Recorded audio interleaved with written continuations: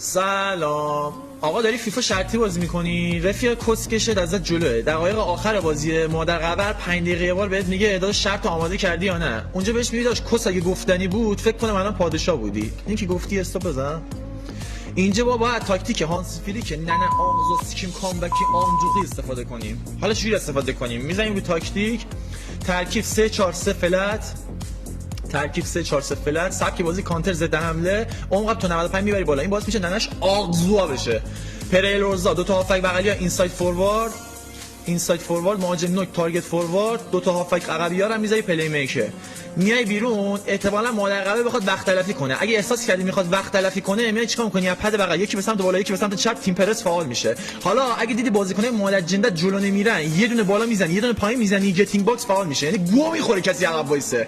حالا وقتی بازی رو بردی مادر قبه احتمال داره بهت بیاد بگه داداش این دست کردی بود حساب نیست، بذار از اول بازی کنیم دست بعدی شرطی. اون موقع بهش میگی بخوای زیاد بلند پروازی بکنی به ناموسم پرواز قیشی میکنم.